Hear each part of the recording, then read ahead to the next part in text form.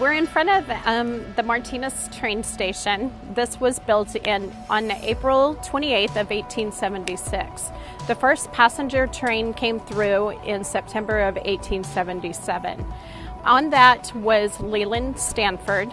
He was a politician, a business tycoon, and he also came from New York during the gold rush. He was also He was president of the Central Railroad, Pacific Railroad, the Southern Pacific Railroad, and he also brought in the Transcontinental Railway System, which crossed the Sierra Nevada mountains in California, Nevada, and Utah. On the tour, we've actually had some paranormal activities that we've come across at the train station. We have a spirit by the name of Harry that we have communicated with. We've had flashlight conversation, our dowsing rod conversations, as well as K2. We've also had, upon doing the tour, we've had numerous spirit interaction as well. Being a paranormal investigator, there are multiple different tools that we use. We use K2 meters and ghost meters, which are used to detect EMFs, electromagnetic fields. We also use dowsing rods, which most people will know they're used for finding water. Mine are made of stainless steel welding rods. We also have a thermal imaging camera. We use full spectrum video cameras and night vision cameras. Each time we've come here, I'm getting Harry coming to us. So Harry, if you're with us, can you please cross them for yes?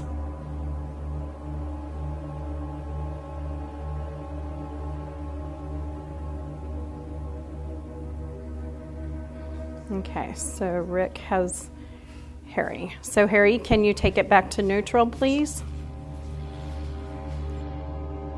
The Martinez train depot does have a lot of memories in that location, beginning with World War I and World War II. A lot of servicemen and servicewomen were shipped out.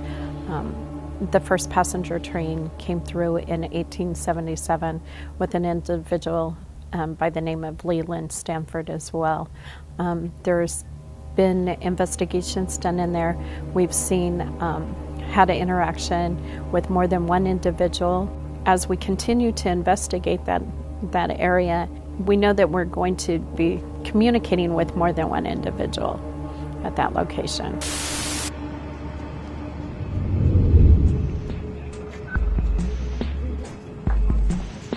We're stopping in front of the Martinez Museum, which houses a lot of history of Martinez, from families to individuals and to a bunch of different organizations.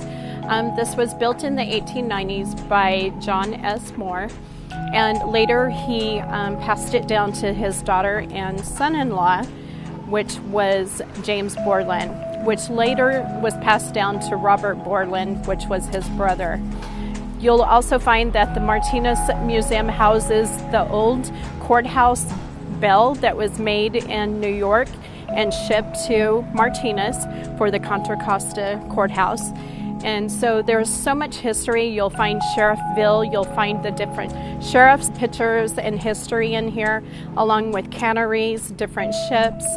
And I encourage everybody, if you want to look at the history of Martinez, to stop by and take a look at the different individuals and families and organizations that are in this building. We're at the Contra Costa jail that was built in 1906. The courthouse was on this side of the street. It also, with the jail, they could take the inmates during the court sessions directly into the courthouse. Now, Sheriffville, which he was a rancher, he was born in Petaluma. He was a politician. He served over 40 years as a sheriff and a peace officer.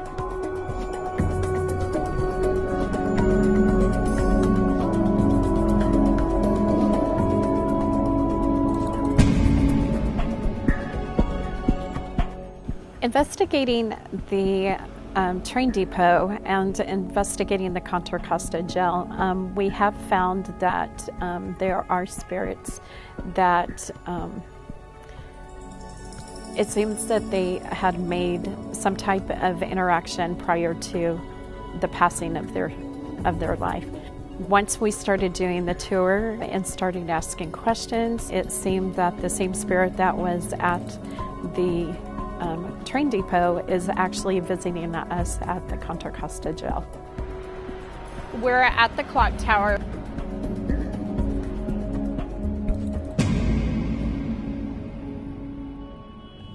We actually, about 1 o'clock in the morning, came down. There was no traffic. We did a little investigation, tried to get some EVPs, and we did capture what we call orbs.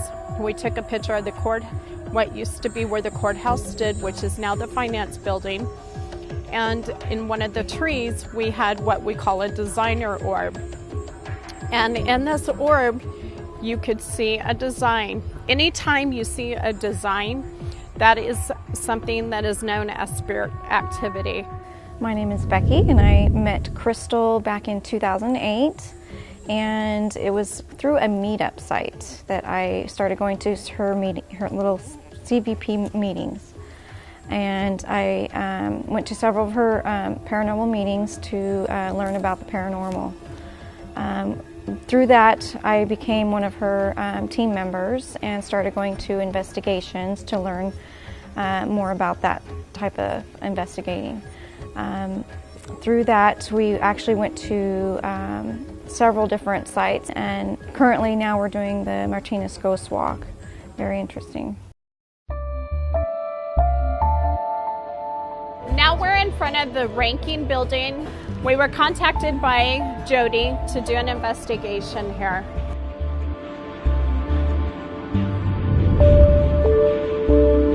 When we come to do the investigation, we went up to the upstairs portion. There were 2 children that played with us. We also got the words fire, and there was a vibration. There was a chair that set up there. When we would sit in that chair, there was no cars coming through. All of a sudden you would get a vibration.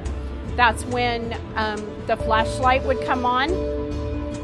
And then when we would say, look at the flashlight, during that time Joey was filming, we would say, look, the flashlight came on. Joey would turn around to film the flashlight. One of the meters would go off. So the children were playing with us. There's 2 little girls that we got that stay in this building. My very first investigation was in Loomis, California, of a 20-acre ranch that a family had bought, and they had had multiple experiences on the location. Other than that, we have investigated the St. Mary Louise Hospital in Virginia City, Mare Island, which we had quite a bit of activity there, and numerous personal residences of people who have had many issues with their homes. We're in front of Alley Cats. You can also see that there is the sign that says the Florsheim Shoes. When I came in and spoke with Kathy, she had got this building from a gentleman that actually had a men's clothing store that had been here for a number of years. His name was Mr. Marquis. He was a haberdasher. And so she asked us to come in and do an investigation. The night that we came in to do the investigation, we had the dowsing rods. We did EVPs, which actually we weren't able to get any recordings. But during the time that we were doing the investigation, we smelt cigar smoke. There was nobody in there smoking, nobody had any cigarettes, and we were talking, and Mr. Marquis actually smoked cigars. So we started asking questions on the dowsing rods, and we asked him, are you here with us? And it did cross for yes. We asked him if he loved his store. He said yes. We asked him if he was happy. with how the store looked and how Kathy was taking care of the store. It was actually a question that Kathy asked, and he immediately crossed them as quickly as he could, saying yes. She said before she came into the store to lease the store that she would come by here and it would be 11 o'clock at night. There was nothing in the store. His little office was over here in the corner, and she would see the office lights on and him just sitting in there.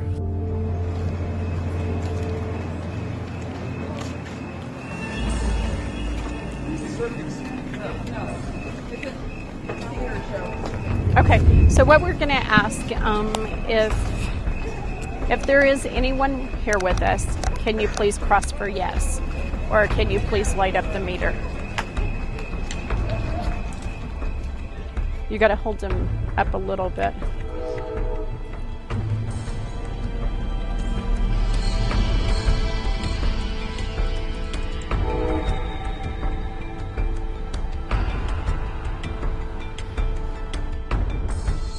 Let's just ask, are you going to trick us tonight? Can you cross for yes or separate for no?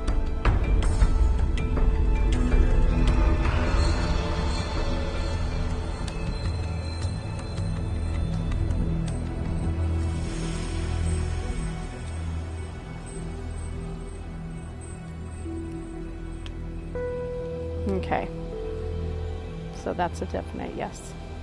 Can you take it back to neutral, please?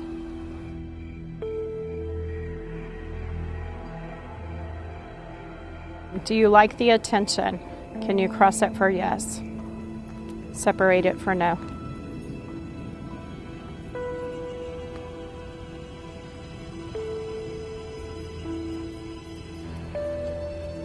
Oh, Becky even got him. Becky got him. Okay, please separate. Take it back to neutral. That concludes the tour. I appreciate everybody for coming out. If you have any further questions, we'll be happy to answer any questions. We'll also, if you have anything that you would like to ask, or if there's any stories that you would like to tell, or if there's anything that is troubling you that you would like to talk about, we're very welcome to speaking with you. So everybody have a great night.